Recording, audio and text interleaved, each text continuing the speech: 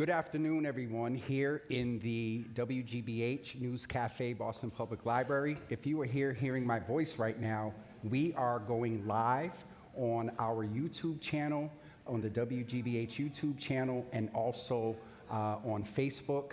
My name is James Jimmy Hills, and I'm the host of Java with Jimmy, and this is our first episode back here with GBH Amplifies, and we are discussing our Black media matters here in the city of Boston and beyond, and we're going live in just a second. And so when I cue you all to clap, please make a whole bunch of noise and clap for the folks that are listening online. But we will be going live in just a few seconds, and thank you all for being here this afternoon. I would like to acknowledge Jack from the Boston Athletic Association that is here as well. Thank you so much for coming, sir, and we are going live in just a second.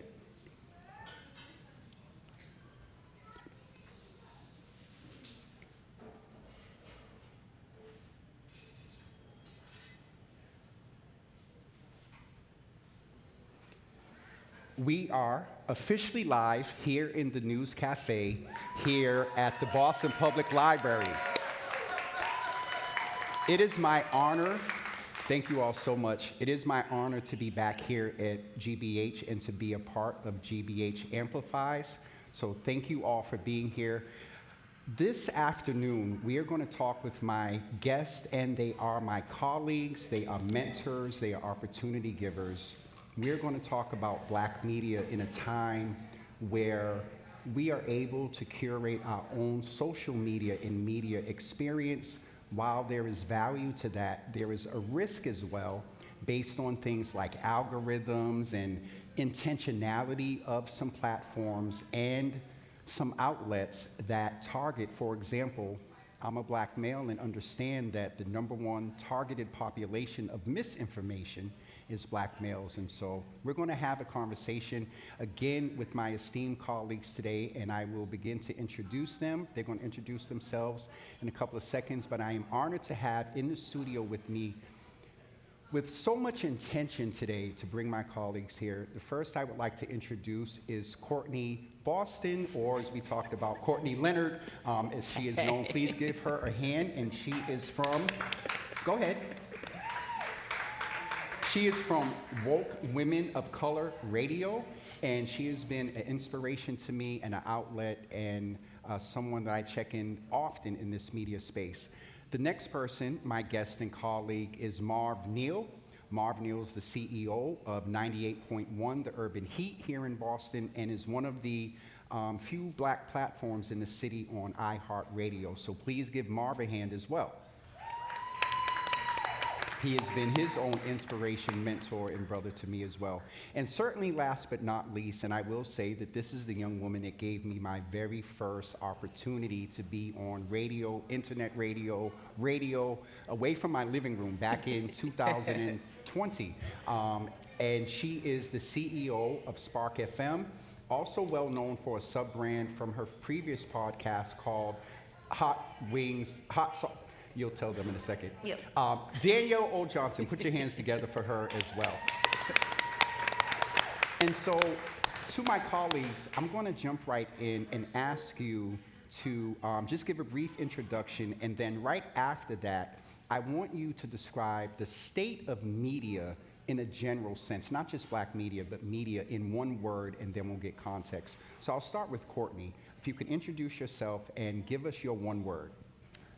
Thanks, Jimmy. So happy to be here, and congratulations. I know we're coming in on your 5th year, your first show back here at GBH, and so thank you, and I think it's a timely conversation to have. My name is Courtney Boston, like Jimmy said.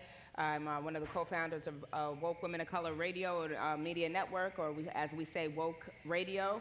My background in broadcasting spreads over about 25 years. I got my start on the illustrious campus of Florida Agricultural Mechanical University as a broadcast journalism major. I came home here to Emerson to do my master's, and then have been in the media space since then, in the ethnic media space, as they sometimes call it, as well as in some of more of our traditional media here in Boston. But I love our city, and one of the things that I'm glad to talk about here today as we talk about what the state of media is in general.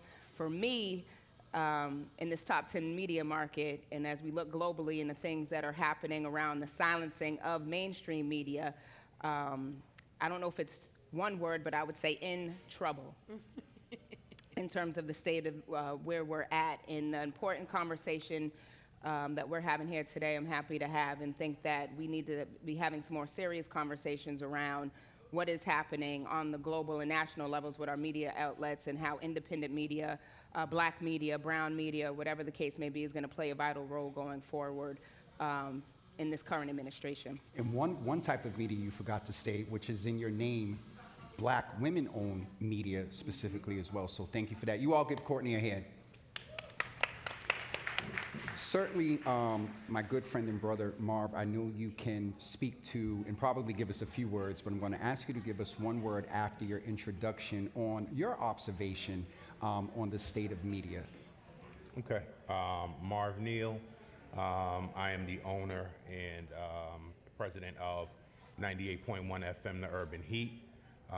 We are on iHeartRadio, and that's in itself is a blessing for us to be able to be on such a large platform. We are a community radio station, and one of our biggest focuses and goals is to be sure that we touch the community by having members of the community be a part of our station. So I would say 85% of the individuals that are on the Urban Heat are folks that are from the community that haven't had any formal radio training and learned how to be broadcasters while on air at the Urban Heat. That's one of our biggest givebacks to the community, allowing folks to realize their dreams. One word in terms of media, unfair. Unfair. I just needed to fix something here real quick, and I believe we're all set. So we have in trouble and we have unfair. And Danielle, again, last, and I'm going to switch up our segments here, but I would ask you to introduce yourself and also give us a word, from your perspective. Courtney, I mentioned, women-owned media, but if you could add a little bit maybe of that when you give your words, or, one word, but please introduce yourself and give us your perspective as well. Hi, my name is Danielle Johnson, and I'm the founder and CEO of Spark FM Online, Boston's #1 for urban and Caribbean music. So not only are we women-owned, but we also have a special emphasis to make sure that we're fusing the Caribbean cultures here in Boston with the rest of the Black diaspora, and making sure that everybody is equally represented. My one word would be under attack. It's two. But we are literally under attack. Women, people of color, men, Black, anything that goes into anything that might or could mean diversity, any type of equity or any type of inclusion is literally under attack. So we, as Spark FM, and like Courtney and Marv said, we have a unique position here to really represent and continue to tell the stories, because we are not as regulated as mainstream media. So it is more important now, more than it has ever been before, for us to really start to climb to the forefronts of platforms and communities and cities to really tell the story and to tell the truth about what is going on in the country. That's interesting that you talk about the truth and accuracy, because as I said before, and I'll actually ask you to pick up there and we'll go the other way, the ability to curate your own space. You can curate your own world. And I think we've seen in elections and even around COVID, I think for me, COVID was the one that I was like, wow, misinformation it can kill us. And so I want to ask you, as we go into sort of the second stage of questions, is, with what you said, how important is media literacy when thinking of social media? You talked about the marginalized groups, that it's a great thing that we have access, but without media literacy, you can get into what's called the sunken place. Yeah. So your perspective of the importance Do we still have it? In middle school, I had media literacy. We don't have most of the things that we need right now in school. Financial literacy, media literacy, books. They're all being kind of suppressed. It's really important right now for Black media especially to, like you said, tell the truth and have some accountability. We don't have the privilege of just talking about, fun things and frivolous things that, that are fun and sexy. we have a responsibility to actually report the news and get back to authentic journalism where we are matching sources up against data and facts and issues and making sure that we are speaking, especially when we're speaking, that it's accurate information that's being put out. We don't have the ability to be irresponsible with news and information and resources. I want to ask you a question. Give me a yes or no, and I think you understand the context of this based on some of our early conversations. Do you consider yourself a journalist, yes or no? Yes. Marv, your perspective on the impact of social media. I named a few minutes ago that Black males are the #1 targeted demographic for misinformation. Your perspective of media literacy and social media curation, brothers getting into what they call doom scroll and clickbait, your perspective. In all honesty, I don't like the way social media is going. I don't like the way we're portrayed in social media. I'm always having conversations about how we as Black men and Black people in general are portrayed in social media. We don't look good. You can see all types of fight videos and nonsense on social media that involves, people of color. And from what I understand in other countries, those types of videos aren't allowed. They have a certain type of video that they allow to be streamed to the viewers. And, I think that, I know it's some sort of censorship, but I think, we're on the losing end when it comes to social media and how we're portrayed as individuals. So, I think that if there was a way to make a change, I would love to see that happen. It's interesting because I was specifically asking in the form of consumption, but you also spoke to presentation and how we're portrayed in media. We're going to sort of get back to that in a second. Courtney, I want to ask you to speak to this, and you're in the education system with young people. From your perspective, with your ability to curate your own social media space, with the lack of media literacy, what is the impact on our young people we know that a lot of violence sometimes stems from, it starts on social media. What is your perspectives, particularly to youth, media literacy, and social media? Well, like they say, Jimmy, he who controls the image controls the mind, right? And when we talk about our young minds and where the majority of not just our country, but globally, right? Where are folks consuming information from? And the power of social media right now in this digital space is even more impactful than it's probably been during our generation. Y'all generation, you're a little bit older than me, and Hot Sauce did probably not. a You little did bit, not. right? However, I think Marv is actually the oldest. Yes. he's the oldest here, but Put me out there. I don't like something like that. when you think about the growth and access to technology and the digital space and how that has sped and fast forwarded a lot of information and growing up that our young people are able to do through these devices now, it's kind of scary to think about. And that media literacy piece is even more impactful because when you think about how our young people are accessing information without the context or the catch-up of having the education to go along with it. You see it across ethnic groups, racial groups, socioeconomics. Media in the digital space has allowed for a lot of growing up for young people who aren't prepared to handle the information in a very responsible way.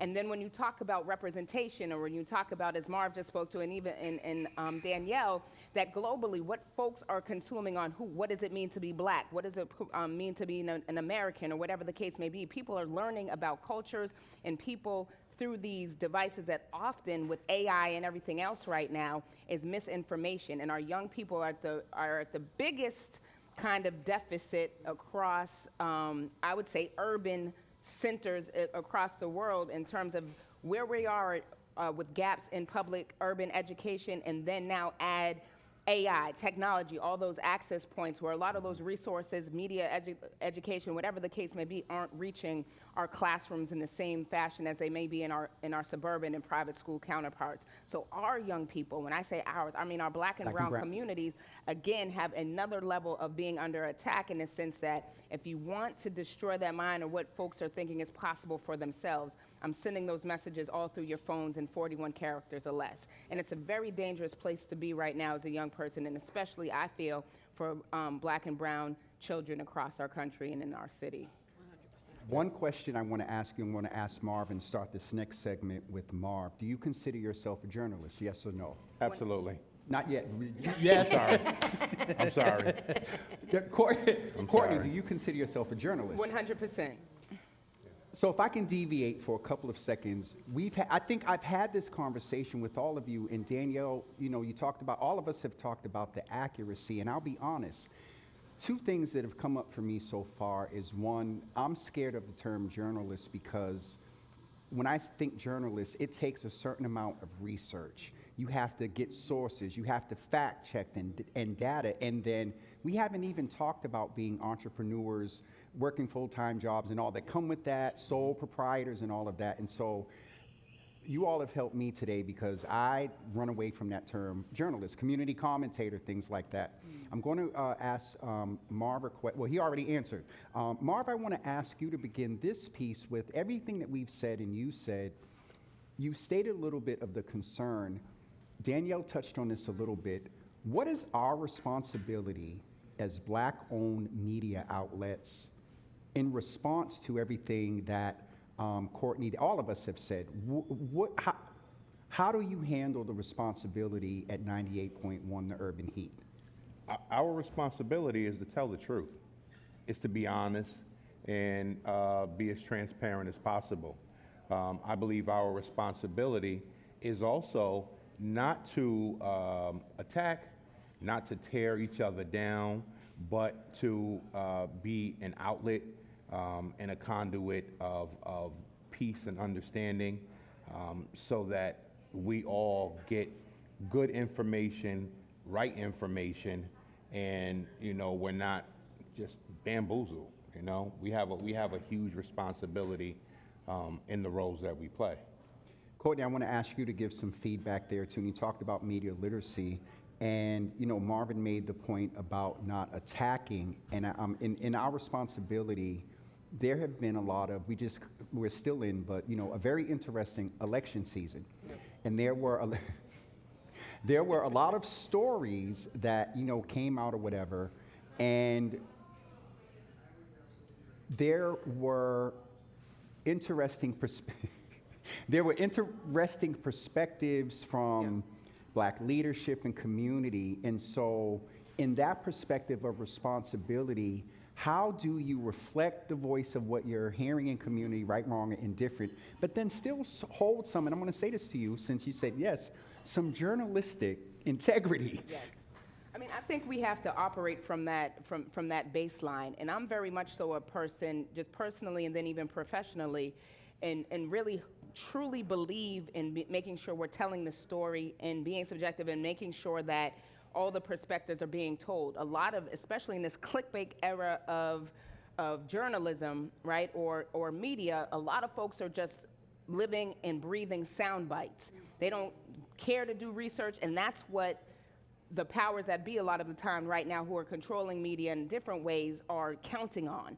That the average person is going to be lazy or is going to not know where to find the information and is swearing that what I'm seeing, what I'm hearing is fact. And to bring it locally to elections or every other, we're in a time now where that research that needs to be done often doesn't give Black and brown leadership, politicians, whoever, community leaders, people, the benefit of the doubt enough for folks to make an informed decision about who they are or what they really were able to say. So as Black media, as the entities that often have to tell the stories of our communities that don't get told, I feel like it is even more paramount for us to be diligent about the information and the stories that we are telling.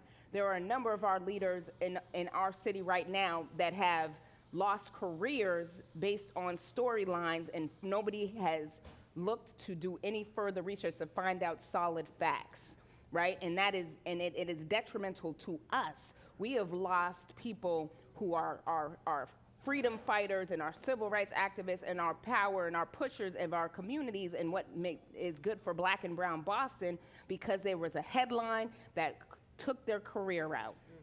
And it's the journalists and the TV and the media who have a power like no other, because often the only information anybody is going to have about anything that's going on is from your news desk. And so I feel that we don't do enough of that in this day age in media, so we need to own that responsibility, especially as we're looking forward in terms of how this current administration is silencing even their own. Jimmy Kimmel got shut down, right? So if Jimmy Kimmel can get shut down, you can best believe Danielle Johnson, Courtney Boston, Marv Neal, whoever, those smaller voices, the banner and everybody else is gonna, if we don't, and even GBH, y'all are talking about go fund yourself, right? Wait a minute, because I was about to go there. Go ahead and introduce And it. There's a so- whole campaign here for GBH, everyone, to go. The Fed said, you know, whatever, and now GBH responded and said, go fund yourself. So please finish your point. So to that point, like, the responsibility is heavy and whatnot, but it's even more so important because we've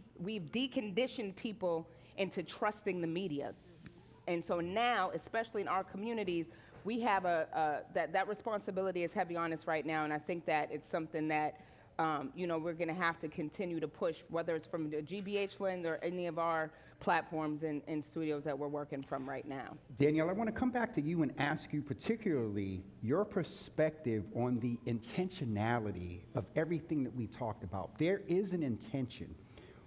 Can you speak to it? And then I want to begin the conversation around social media influencers and content creators, because in some perspectives, we are that. We have platforms, but we can fluctuate between those titles. So again, your perspective on the intentionality, on the negative side of a lot of what Courtney said, because we did see headlines come out with some intentionality to take out some Black and brown people. And unfortunately, some of folks that look like us was a part of it based on what was being presented in the media. So it's not just our young people that need media literacy, with all due respect to our young people. It's some of us old heads as well. Danielle. On everything that Courtney said was just very, very spot on. But a couple of things came to mind while she was talking. It's very uncomfortable to have to do journalism right now in media, because you read these headlines and as humans you get an initial reaction that, oh my God, this is news that needs to be told. But then as you start to go deeper into the story, you uncover so many things that were not said or were not told or were misconstrued or taken out of context. So therefore, it is our responsibility again to kind of counteract our own media consumption ourselves, and to be very media literate and media educated on digging deeper into a story. We do the news every single morning, and we're usually taking news from mainstream media platforms, and we read a lot of headlines where we're like, that doesn't sound right to me. So, we might pause on that story and come back with it the next day after doing a little bit more research, and it really does mean picking up the phone and making a call, or inviting these people on to speak for their own selves, or having an hour-long conversation with somebody that is in the headline to find out the real story, so that you can counteract the narrative that is being put out there that might not be accurate. So our responsibility is so grave, and it does, it's fun, but it takes a lot of research and digging, and it also takes you taking yourself out of your comfortability and going down the rabbit hole of an opposition and finding out what the narrative is there. You can learn a lot and be very educated by the comment section of a lot of different my. things. I tell people Okay. stay out the comments. Listen, you gotta go in the comments, because in the comments is where people start to preach and to educate you on what the real deal is. You might find somebody's mama in the comments that the headline is about her son, and now you're getting a full picture where you can kind of, trace that story back. And it is a lot of work, because one thing that we don't have that, mainstream media has is resources. Most of the time, we're working with community broadcasters. We're working with our own selves. We are out there in the fields. We are doing jobs. We are mentoring. We are doing all these things at the same time of digging into stories and making sure that our narrative is presented in a culpable way that actually makes sense. So it is a lot of pressure, and we do need community support just for even outside journalists that want to get involved with storytelling. It can't just be on us. We need the community, and we have to rely on the community to help us, to feed us information, get us these stories, and make sure that they are positioning us for the truth. I want to stay here for a few minutes. I want to get Marv's perspective on this as well, because when you talked about give us the stories, I don't know about you all, but one of my frustrations lately is that when there are prominent entities, black prominent entities, people, electeds in our city, they will run to a mainstream legacy media outlet first. And I get it. They have the numbers. They're big. It's the, mainstream media outlet. But they got there over decades and years. I want to give Marv, and then we'll go to Courtney. We can stay here for a few minutes. You got to speak on it, so we'll let Courtney close this particular piece out. But it's interesting sometimes when I pick up a headline of entities and people, and a week ago we texted about something, and but then you'll have no issue sending any one of us a flyer to promote your event, but you have marketing budget. Marv, we can stay here for about 3 minutes, because this is a part of it. You named the resources and whatnot. So Marv can when Marv starts looking up in the air, it's going to be a very authentic, passionate response. Mr. Neal. Listen, let me just he say, said listen. Let me just say this, right? We do what we do partly because of the love, but it's not for free. We can't operate for free. Really? And You mean your cable bill, your subscriptions, Listen. your internet, Listen. your AI thing you were getting ready to get a little membership for? Like, really? So Urban Heat, we've been at this coming up on 10 years. And So you're the oldest, we have, not only in age, but also. Don't let them do you that. Nah, so I didn't want to go back to that, Jimmy, but what year were you born in? 1971. Okay, thank you. What month? What does that mean? What Go ahead, month? sir. Okay. I was born in 71 too. What Yeah. month? So. Go all ahead, right. sir. So now, let me get back, right? Yes. The lights are not for free, right? We do what we do because we love the work, but it comes at a cost. And when you talk about individuals not wanting to pay for the advertisement, that's a real thing. Folks will come in and they, oh, we don't have the budget. Well, do this for free, and we'll catch you on the next one. It happens a lot, and there's some cases where I understand budgeting is tight. But there are other times where, they will come to us at the last minute, and then we'll say, this is all we have, and that's like, hey, it's $500 or whatever, or they'll say that they don't have the budget for it. It's frustrating sometimes, to have to deal with that, because going to mainstream media, you can't do that. You can't go to mainstream media and say, well, we don't have a budget. Can you just run the advertisement or whatever at no cost? So, for us, our numbers right now, we're pushing about anywhere from 175,000 to 225,000 listeners monthly. So, we're doing good numbers, but it's part of the pushback that we get is because we're not on the dial. Yes. And so for us, we were originally on the dial, and then financially it just made more sense to come off because the way media is changing. And, people are listening on their phones, on their computers, Curated and it's people, when they listen in their cars, a lot of times they're listening to apps or they're going from their phone. It's not a lot. The percentage of people that listen to traditional radio is not as big as it was before. Courtney, I want to get your perspective, and then right after Courtney, I want to get into things like social media, content creators, podcasts, because we fit in all of them. But the benefit don't come, sorry. Go ahead, Courtney. So it's across sectors when you're dealing with black and brown owned entities, right? Small businesses, whatever the case is. We could compare the black media space to the black restaurateur space, right? The black whatever. For our city, Boston is a lot of great things. It's a tourist capital of the world. We got the top 10 media market, like I said. So folks, even within our own communities, have been trained that these entities, the bigger brands, the bigger network, whatever it is who's going to give me more bang for my buck, right?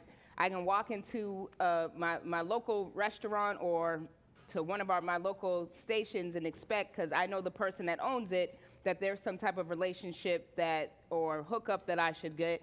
And it's not just our local folks, like our community neighbors, but brands and businesses as we talk about. And it's much like, if I'm going to keep with my restaurant parallel, some of these bigger brand restaurants can buy 1,000 barrels of whatever liquor at $5 BJ market prices, and my local restaurant, black-owned restaurant, has to spend 10 times that in order to keep that liquor in that restaurant. But you get mad at the restaurant in our neighborhood for charging a little bit more than the one in the Seaport because of where they are in the locale. So that mentality in itself is what cripples our ability to still make money in the way that we need to, on top of the fact that now we're in this digital space and everybody can be a content creator or a programmer or whatever the case is. And so now we have so many things that are hitting us in terms of what impacts our ability to generate revenue, because traditional media isn't making money in the same way that it did 10, 20 years ago. So all these factors play into that, but it's much like the influencer thing. They say you can have 1 million followers online, but can that person, that influencer, move those 1 million people? So I challenge our city, I challenge these brands, I challenge these organizations. So-and-so station might be a multi-million-dollar national station, but are they moving the black community? Are they moving the Hispanic community? No. So that's the same way our politicians and everybody will come sit in a basement studio somewhere or talk to some of our brothers that can stand on the bridge and say, hey, this is what happened, because you know that the influence is here for this demographic, and we don't respect that with the dollars, but you want us to serve in that capacity. I just want to jump in real quick, because that is just so spot on. What we have to do, or what we have been trying to do, is really package the impact and the engagement versus the big numbers. Because we might not have 1 million followers, but our thousands of followers that we do have, they move. The influence and the impact that we have on them and how they listen to us and how they trust us is so much more important. And I think that dollar amount is a lot more. The dollar amount is a lot more for the influence piece. The dollar is a lot more for social capital. The dollar is a lot more for community capital. I have taken risk a lot of times in electoral space, in an issue space, and I've spent capital, but I can't necessarily always point to dollars. And so it is a mission of love, as Marv referred to. I want to get us sort of into the conversation now about content creators and social media influencers, because we are journalists, we are podcasters, we are content creators, we are social media influencers. And so though this was not in my script, with that being said, just a little or a little parking lot issue about, with all of that, give me 30 seconds on how you handle self-care. I laugh because that's such a funny question. Self-care as an entrepreneur and as a journalist and as an influencer and all of that things, it really usually takes the back burner for a lot of things. But I have learned to force it on myself. Sometimes I go home and I have a lot of things to do and I keep them in my work bag and I watch TV and I watch foolishness because I need to escape life for a couple of minutes. I spoke earlier about the impact, even on us as journalists or media professionals, to tell the truth and really dig into both sides of stuff. The news right now is absolutely exhausting. It is exhausting. It feels abusive. It feels like we're being attacked every time we open up our When TV. you say we, define particularly. We as in people. And humans. And humans. Okay. Humans are literally being attacked. By and whom? By America. By America, especially black and brown or marginalized communities, the immigrant community, many communities like that we are responsible to highlight and to tell their stories about what's going on. If we're not forcing rest on ourselves and forcing some type of cleansing of the mind, then we're gonna go crazy because it's a lot to cover. It's a lot to deal with, again, with little or minimum resources.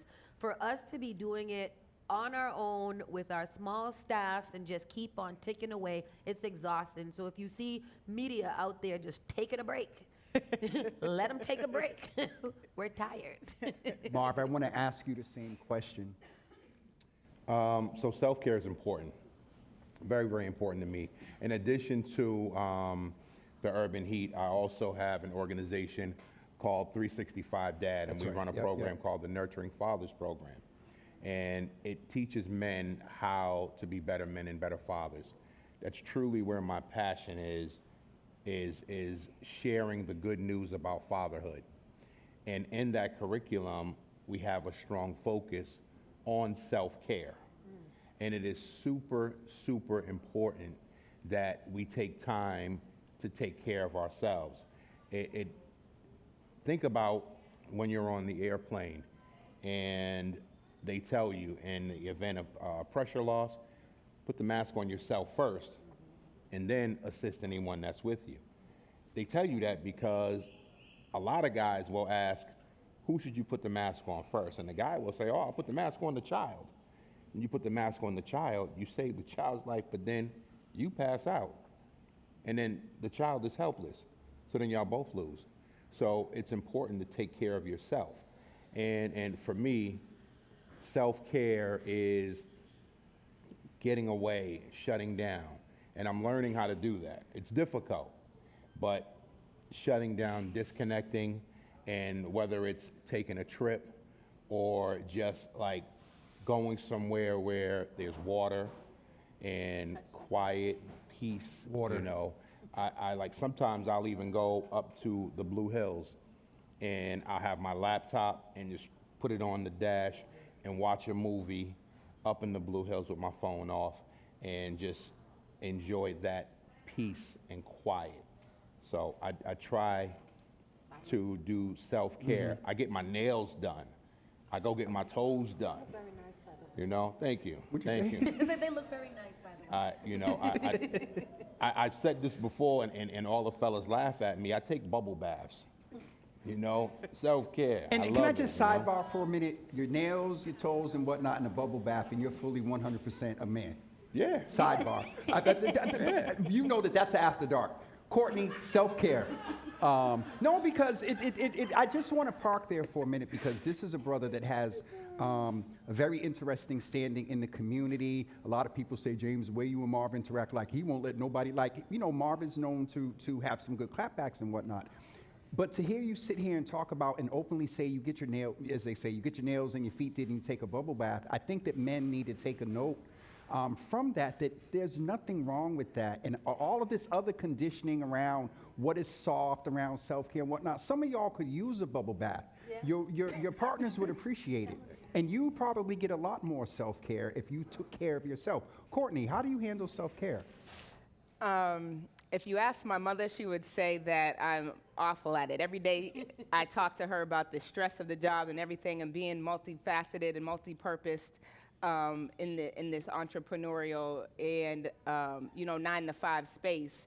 And I can't say that self-care comes naturally. I always am in a place where my brain is always moving, and it's not just the Gemini in me. Like, we always are thinking or creating. And I think that self-care, honestly, these days to me could just I drive home sometimes, and by the end of the day, I might be in my car for 30 minutes listening to music, right? Literally need to be able to sit and that's the decompression of the day. I'm trying to be more intentional about self-care, but when they're always on and always worrying about dollars and cents and where the next thing is coming from in this chasing dreams, financing reality, life that we live. Wait a minute, hold that. Say that again. Chasing dreams and finance and reality. Okay. Which one's easier? Right? Love. Finance and Love. Really? Get a job. Yeah. Oh. Get me a job. Getting that 9 to 5, but it's something that I think, and as the discussion nationally, just about black women and the work that we're doing, the jobs that we're losing, and those families, and being in a position to always have to be on.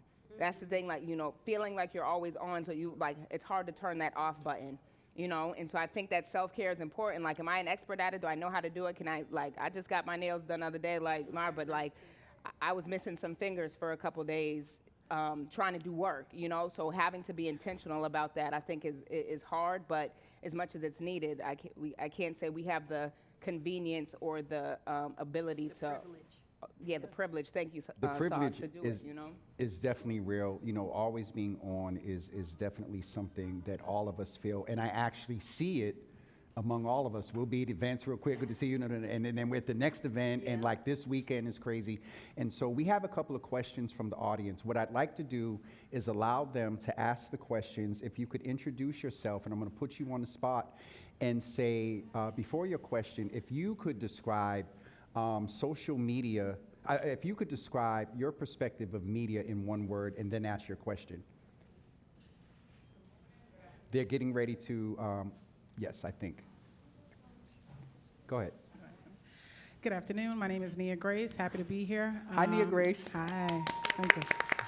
And let me What's just it park okay? and say she is a media mogul in her own right and marketing as well, and she'll be with us on October 15th doing my interview at the Museum of Science. Shameless plug. Miss Grace. You asked me about social media in one word. Or media in general. Media in general, I would say it's community. And so I want to back up and say that I would really offer up to this panel right here that your self-care likely looks like the care that you put out into the community. So therefore, you're always kind of driving and going, and I understand that. So first, I want to say thank you for that. And then my only question is that, this is a culturally conscious media conglomerate. This moment matters, your platforms matter. And so I'm wondering what's next for this group right here. It's interesting, and again, she's a media mogul herself. That was going to be the closeout question. What's next, what's coming up, and how to contact you. So, Nia, if it's okay with you, we'll do that as we get ready to close out with their contact and what's next, because I'm interested in that myself. Is there another question? Dr. Ayana, how are you? Hello, everyone. Okay, I got it. All right. Hello, everyone. My name is Dr. Ayana Bean. And you asked us the question first you wanted us to answer, right? I didn't pose a question to you, but I'll Okay. ask you to answer the same one from your perspective. Now, bring it home to particularly black media in Boston, because I see how you move. How would you describe that in one word? Information. I love that. Your question. Yeah. My question is, and I think it's a little similar, but what I was asking is, how are you now collectively and individually preparing for what is next for this industry here in our community here in Boston? Can we table that with Nia's as Yes, well in yes, the closeout? yes, Because you said yes. it was similar, but the preparation of what is coming, I think, is important Okay. based on what we just said about self-care and finances and whatnot. So next question. Yes, Thank you thank so you. much for that. Yes, sir. People want to know. My name is Scott Murphy, and I'm trying to get my health in line. I'm 69 years old, and sleep, diet, and exercise is the answer for physical needs, but mental needs, love, laughter, and music. But one thing that's underrated that I didn't hear, I just walked in, with self-care. Go outside, the get a pedicure. I've had mud baths and massages, but a pedicure is like new feet. I Thanks. agree with You you. said, did you say you were taking bubble baths as well? Oh, yeah. Well, I did. I lost my tub. I got evicted from the Hilton, but.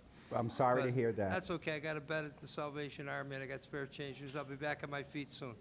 Yes, sir. Music, it's underrated. Support your local artists. Kids like Chase Murphy. WGBH has an article up there from interview from 8 years ago. And Okay. He's one of many. All Thanks. right. Thank you so much, sir, Mr. Murphy. We have one more question. Hi, my name is Sophie. Now, I have a very critical question because I lived in it, and it deals with your platforms. This is my true experience in Florida for 5 hours. What do you do when platforms go all zero? Can you clarify for me when you say all zeros? Nothing. Nothing is in the atoms. There's no communication for anybody in the banks, in the sheriff's department, when you go shopping, when you're going to put gas in your car, when you're going to the town hall. Zero. What do you do? I lived 5 hours of that, and people that were lost, they were completely lost. So platforms are wonderful, but what happens when it gets to the zero basis that no one talks about? What So- do you do? So one of the things that we are actively doing, and I kind of hear some of the foundation of your point is when you're reaching out for services and resources that you're not getting them, whether it's at a bank, whether it's trying to reach a loved one at the sheriff's office. And so I think this is a perfect example to where you inbox your local platform, you send a direct message. I've had people reach out to me, and in some cases, I haven't done well at following up because there's also that piece that we get a lot put on us, and we always, and I'll publicly say that we always, and please forgive me for some, that we have not always been able to respond to every, story and things like that. So we do have one more question coming up as well. But to the last question, involve the platforms, give them facts. Never give a platform just your side of the story. Give them facts, because if they take on your story, you don't want anything to come and sidebar them. We have one last question, and then we're going to wrap up with the two first questions of sort of what's next and how you all are preparing for next, and then also how people can reach you, when is your biggest programming, and that point. And one of our Java family members is here. Sister Belinda, please ask your question. Thank you very much. This is not a question, it's actually a compliment. So I wanted to make a comment, and I want to say I commend all of you. I thank you for all that you're doing in the community, all that you do in silence, all of those silent prayers that you have. Remember that there are a lot of us that are on the receiving end that you might not see, you might not know personally, but we appreciate you. We appreciate all that you do. And I want to make that comment so that you all know that even with the silent voices of people that you may never see or hear are listening. So keep going, stay strong, and remember that we're praying for you. Thank you. Thank you. Thank you so much for that. We are going to get ready to wrap up, and I want to allow my guests the opportunity to answer Nia's question and Dr. Ayana's question as well. And so let me see, what order who's going to close this out? We will let our elder statesman close us out. So Danielle, I got to give my brother credit because I gave him a prep call and I told him, don't get me. And I've been starting with him today, but it's an example of the love we have for one another. Danielle, I want to ask you what's next and how are you preparing for it? And I'll add to that, I think in the context of what we're seeing in just 9 months of this administration, will you agree that this administration does know, whatever the message is, they know marketing. They are a marketing genius. But in the context of that, what's next and how are you preparing for it from all perspectives? It's like getting ready for battle. That's real. No, that's real. Like I said, a lot of platforms are being censored. We're seeing the attacks often We are, feeling the residual effects of not being able to get stories and information out there. What's next for the next 6 months or the next 3 years? We have to really kind of buckle down and to start to rely on community and getting volunteers or whoever it is that are able to help us push out content. Like you mentioned, social media. It is the new news station. In 20-second or 30-second clips, people can get as much information as they feel like getting, and they're not doing enough digging for the actual truth. So in the next 3 years, it's really going to be getting really deep into the trenches, really kind of standing up for things. Not faltering, not bending the knee, and really not taking it lightly of the responsibility that we have to get information out there. And we do have to toughen up too while we go through this, because as humans, we're emotional, we're sensitive to these types of different things. But as journalists and as media professionals, we gotta buckle up and we really gotta start getting these stories out here and making sure that we are doing our part to infiltrate the social media system, getting our TikToks ready, You're gonna stay on TikTok? collaborating. Yeah, I'm gonna, as long as it doesn't get censored, but collaborating a lot of things. And I know that's what a lot of people, are thinking or getting out of, but it's gonna be a time where you're gonna see a lot of platforms start to do more things with each other to get that information out to a bigger crowd. And when you do see those things, be receptive to it, support, come outside, ask questions, send stories, do whatever you guys have to do to support the people who are supporting you. And should I end completely? End completely. Yes. And there's one more thing we're going to do at the end, but it'll have to be very brief. But also, best time to watch you website. So we are a 24/7 platform. One of our biggest shows are the morning show where I actually host. It's from 9 to 11. What's it called? Saucy and Friends in the Morning. It's the sauciest morning show in Boston. And we do it all. We give you local news, national news, entertainment. We give you some smut here and there so you can just shake it off. But more important than others, we highlight the important people in our communities that are doing things, have stories to tell, organizations, resources that we need here. So pay attention when we bring people on, when we're interviewing. We're not just interviewing our friends, we're actually interviewing the people that can help you, that Boston often says, I didn't know. We're bringing you the know that you need. Are we going to hear that on Spark FM again Yup. soon? We're bringing you the know that you need. We're bringing you the know Tagline. that you need. I got that from you. We need to know. Oh, You watch know? out there. Okay. Marv, if I could ask you, what's next for Urban Heat, and how are you preparing for it? And I'm going to keep us, because we have this one thing I really have to do for the four of us before we go. And so if you could give me about 2 minutes, and then Courtney, and then we'll do Okay. the last piece. All right, cool. So I'll be very intentional and specific about what is next for Urban Heat this coming Monday. We'll be at the Boston Garden. It is ABCD's Hoop Dreams.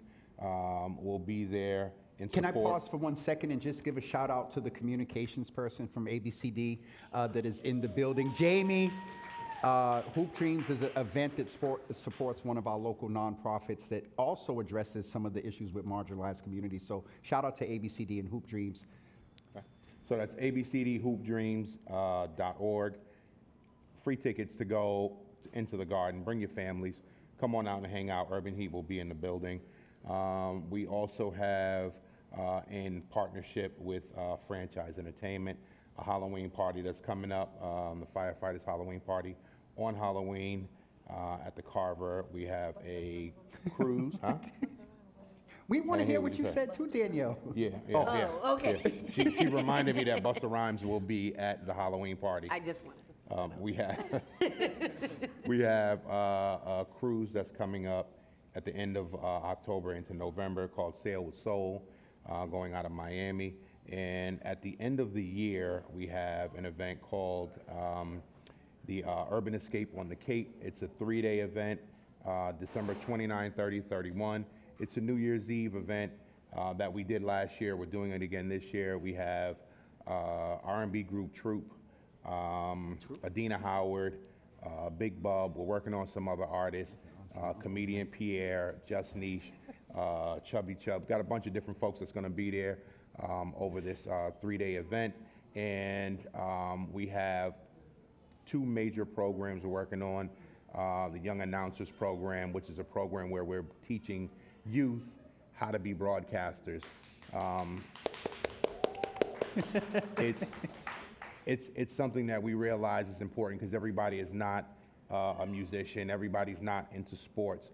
So we are teaching the youth how to be broadcasters, how to be engineers, how to be podcasters, and another program called Boys to Mentoring, where we go into the schools and we talk to young men about the challenges they have with being young and being males, and how to best navigate the systems that in the neighborhoods that they live in. Thank you, Marv. And then website. Wait. Heat981fm.com. You find everything there. Heat981fm.com. Thank you, sir. Courtney. For WWLC Radio, Woke Media Network, to answer the larger question, I think that my mindset right now and the way I'm thinking of, as Danny put it out, with the next 3 years in reference to the occupant of the White House as administration, our mindset is how are we, what does that collaboration look like, or the bigger picture, I think, for Black media. I want to challenge us, and I think that all of us want to challenge us in terms of how are we creating the ecosystem and infrastructure to build Wakanda. I think we need to think in that way. I think we've had part of this conversation right here and why we matter and the things that have happened for our city and to our city. How are we starting to hold our current politicians, the infrastructures here in our city, to help elevate and support what we're doing. And since they've shown us what the future of media is about to look like and how fragile freedom of speech is, I would like us in our programming and our conversations and the way I think about getting stories out there, elevating voices, all those things we talked about today, I think are, what's next, right? As we're thinking about that, and I think as journalists, I think as media entities, like really holding people's feet to the fire to make sure that we're creating this space, that this conversation here today doesn't just stay here today, that there are some things that are coming from this, and we're challenging our brothers and sisters that look like us that are in mainstream media to figure out how are we even elevating those spaces, or them to contribute to what this looks like, because I think we have to get real innovative and real revolutionary in terms of what we need to be able to do to really believe in the power of the media. So for Woke Media Network, where my head is at, and some of our conversations I've shared and we've shared in the last couple of months, weeks, days, like we're in that ground zero that Sis talked about. When everything might go off the air, we don't have access, or things shut down. Like, how are we plotting to move our people through our platforms, or whatever the case may be? So I think we have to think like that. And R.I.P. Assata Shakur, but like those revolutionaries and those conversations that our folks have been talking about like for years, you know what I'm saying? Like, I feel like these are the times, and it's just that it's going to happen in a digital space. And so what is the power that we're looking for to make those things, make those things happen?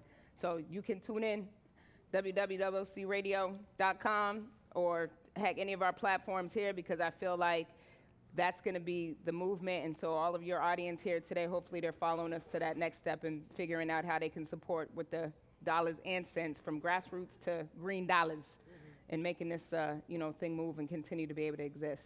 Absolutely. I wanted to just, and we have to do this very quickly, so I need you to take 15 seconds. When we talked about self-care, there was ask about collaboration. We are colleagues. We've all had our different conversations around a lot of various things. And so I'm going to challenge us today to be very intentional. I need us to take about 15 seconds in a spirit of affirmation and gratitude. So we're going to do it in order. Courtney to Marv, Marv to Danielle, Danielle to me, and then me to Courtney. 15 seconds, spirit of affirmation and gratitude. What do you have a spirit of gratitude for about Marv? Okay, I was about to say, because what the direction was. I didn't know if we had to go down the line. All right, 15 seconds. My good brother, 10 years, didn't realize it was that long. Continue to fight and holding down in whatever formations and creations that Urban Heat is going to be. Keep fighting a good fight and being the 365 dad that you are. Did you just do a bar? Yes, I did. Marv, Thank you. quick 5-second response and then the same to Danielle. Thank you, Courtney. I truly appreciate your kind words. Danielle, I'm so super proud of the progress that you've made. I remember we had that conversation at the Urban Heat when you were trying to decide what you were going to do.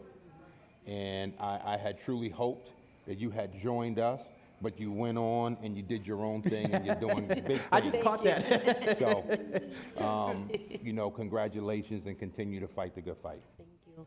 Thank you very much, Marvin. Like Courtney said, kudos to you. 10 years is a big deal here in this space, so kudos to you. And James, just thank you so much for what you continuously do in the community. You are respected and you are revered in a big way. And the information and the data you get out to our community is so vital and important. So I hope you understand from the first time that I saw you, you are very, very important to this community, and this is very, very dope. Thank you. Thank you. I want to say thank you to Danielle, as I mentioned before. She was the first person to give me the opportunity, and it taught me some things. So I appreciate you. I'm going to do Courtney formally, and then there'll be something applicable to all of us. Courtney, thank you for always being a listening ear and encourager, someone that even when there's agreement with me with one perspective, you also give me the other side. That'll merge into all of you. You all have been a great inspiration to me, and I have 15 seconds. Thank you for everyone that came today. I want to especially thank Brother Daniel Laurent, who is a foundation in the idea of us coming together. And I was very intentional, Black Dollar on Code, very intentional about displaying the importance of black media here at GBH Amplifies. James Jimmy Hills, host of Java with Jimmy. Thank you all for being here. To the team, to Sandra and everybody and the guests, to Boston's photographer Obi, to my manager, to the Davis system, everybody that's in the building. Belinda, thank you all. Nia from Nia's, Grace by Nia, we love you and we appreciate you. And we'll see you the next first Thursday in November. Thank you all very much.